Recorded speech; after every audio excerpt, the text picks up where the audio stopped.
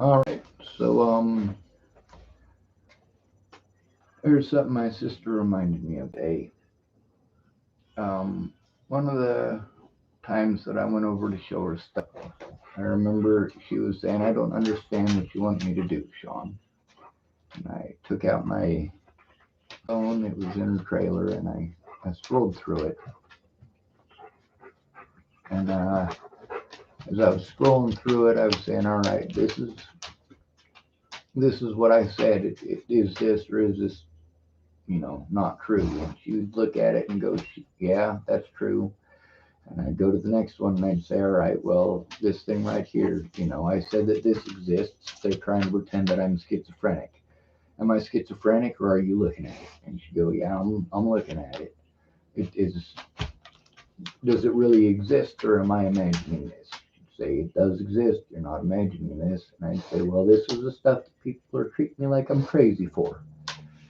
Um, I went to her the first time. It was after Natalie died, about the Natalie situation. I really didn't bother with going to my family about that. I already knew that was a dead end. So, man, we all had a stressful day.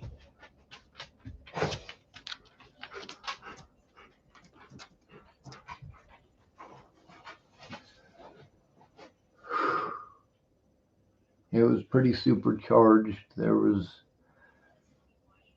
a lot going on. I mean, everybody here was going to have a mental breakdown from just the overload of crap we had to look at.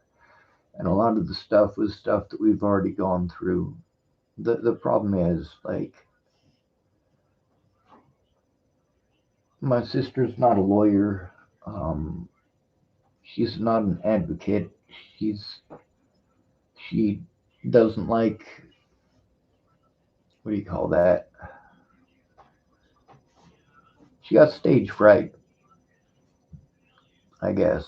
You know. Now, when I made the recordings with her before, um, we obviously were going through all of the paperwork and everything like that. And the ones before that, they were just regular phone conversations that I recorded.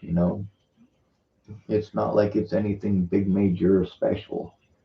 But that's kind of the difference after going through a whole day of this stuff. And like I get overwhelmed just from looking at it. And they're trying to suck in 5 years of info all at once. With Tara, I've spoken to her about it probably 2 dozen times. And, she looks at the evidence and she says, "Yeah, you're telling the truth. Yeah, you're telling the truth. What do you want me to do?" "Well, I want you to tell the truth if you've seen it." And then, it comes up later on. She's got her own stuff going on, and I go back over there and I explain to her what's going on. And I say, this is what they were saying, and this is, the evidence that I have. Were they telling the truth? No, they weren't. Well, all right. So she's like, "What do you want me to do?" I'm like, "You just admit that I'm telling the truth." She's like, "Well, yeah, but who do we talk to?" And I go over another time, and here's the thing. When I showed my sister the threats, it did make her paranoid, and we did have to keep her. Had to find a way to keep her safe. I guess is the best way to say it, and to keep my niece safe.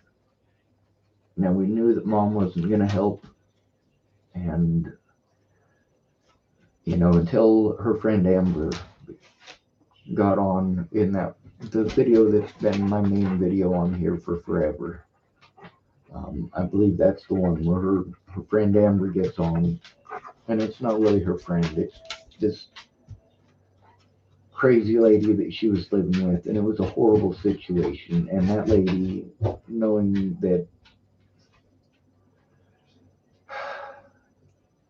there are a lot of safety issues that were in place, and a lot of safety risks, and for people to at least hate me publicly was pretty important.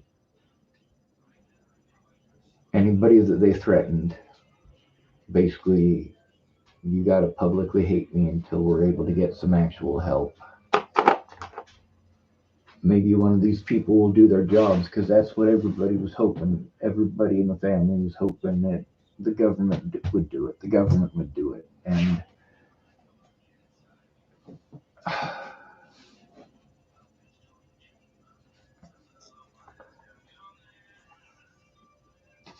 the problem is, like, my sister, I could pay her to come back every day for the rest of the year and just keep on showing her all of this stuff.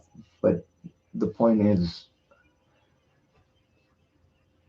should she have to? I mean,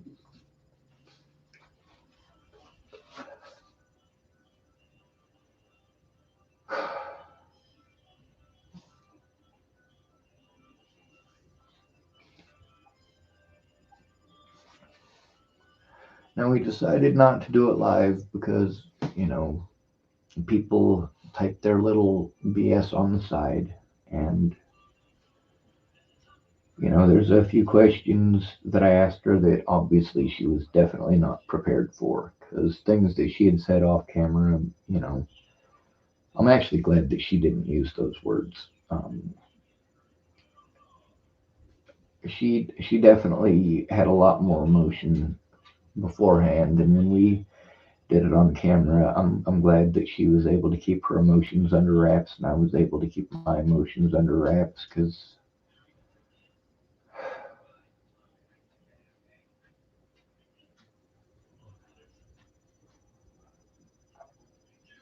but like I said, there's a lot of stuff that's private. There's a lot of stuff that it's I can't play it for y'all. You don't get to listen to it. It's got phone numbers or social security numbers or people who need to be kept safe. I shouldn't have to do any of this way.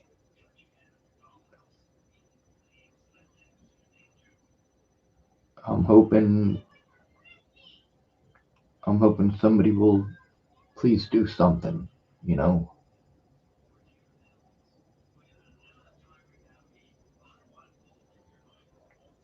obviously I don't have the technical skills. You guys have seen how stupid I am with that crap.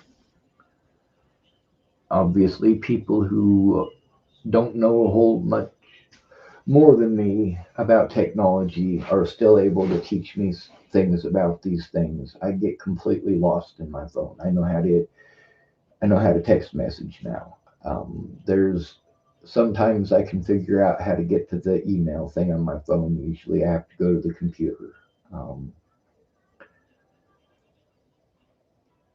that's always what it comes down to. I mean, we always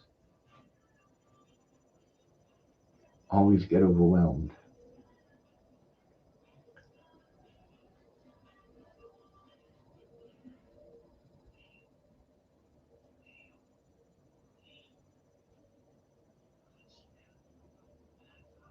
Most of the day I was like, Tara, I just need you to look at the evidence to verify this and to verify that. And I'd pull it up and she's like, I already saw that.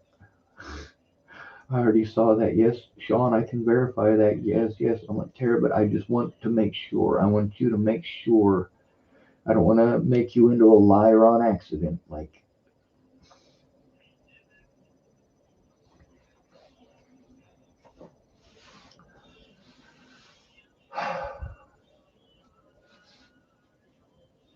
I got a bunch more. I don't want to do it this way. I want an honest day in court, and I need someone to go in with me for that to happen.